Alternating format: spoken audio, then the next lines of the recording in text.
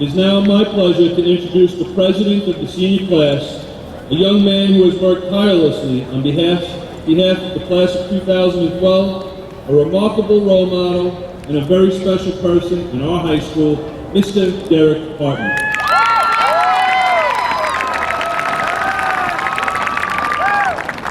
Good morning. Members of the Board of Education, Dr. Shartner, Mr. Hoffer, and the staff of Sayville High School, parents, friends, and my classmates. We have had quite a run.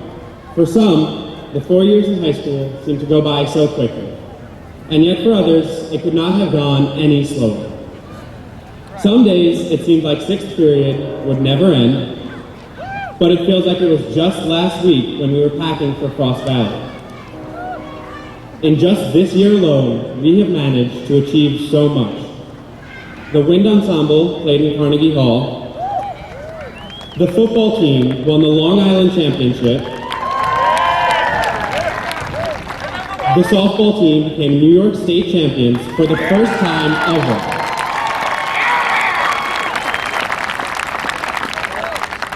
There are 20 research in science and engineering seniors that are graduating. Both the boys and girls soccer teams are league champions.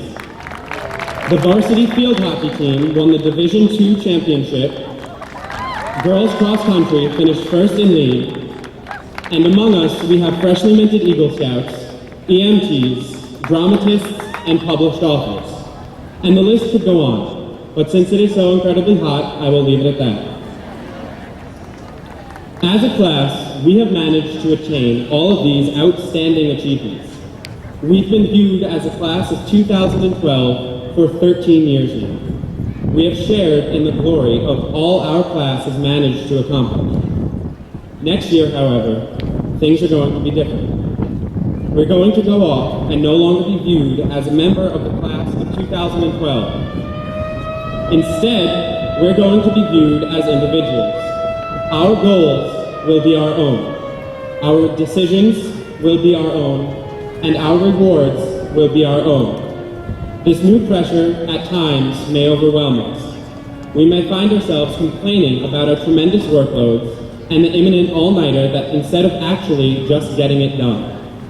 But what I ask you keep in mind are the words of advice Mr. Shaw has offered my English class over the past year. Millions of people have done this before us. Therefore, we can too. It is important that when we feel overwhelmed and overworked, we keep our heads up. We have to remind ourselves that we've all managed to achieve so much, and this instance will be no different. That list of accomplishments from just a minute ago, it's our turn to grow our own list of accomplishments and to be as impressive as individuals as we have been as a group. In the words of Mahatma Gandhi, a small body of determined spirits, fired by an unquenchable faith in their mission, can alter the course of history. We are that small body.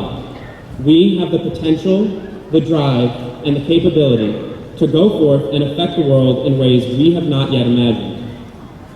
I hope that when we are doing this, we are able to look back and realize that though we were all different, we shared the bond that is the class of 2012. So please remember, if you are going to college, you're not better than people who aren't. If this is your first time participating in a school function on a sports field, you're no better than people who have. If you're sitting out there with medals, cords, and scholarships, you're no better than people who aren't. If you're wearing Crocs, there's no help, and I'm sorry for you. That's right! But know this, if you are a member of the class of 2012, you are better than people who are not. And that, my friends, is a proven fact. As a class, we have many people to thank for assisting us in our accomplishments. I hope you let my personal thanks represent your own. Mrs. Thomas and Mr. Pace.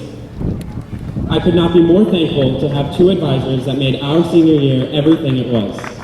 Your hard work and dedication to our class has made these 4 years of high school memorable. At homecoming in 9th grade, we were the 80s. In 10th, Spider-Man.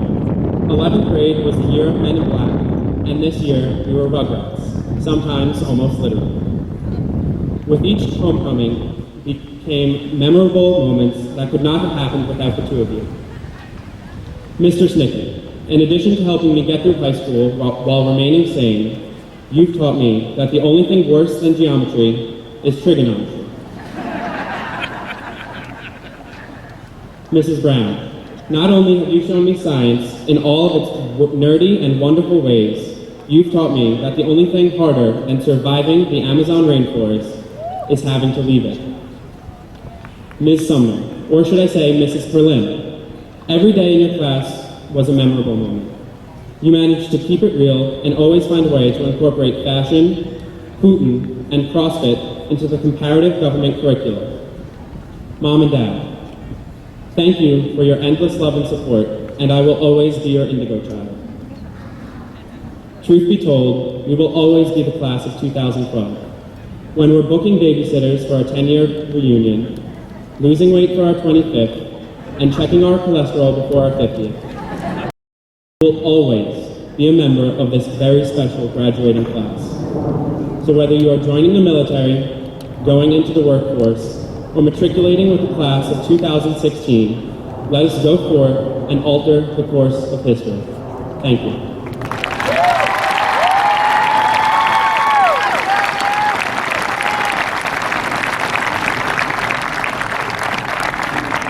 Thank you, Derek.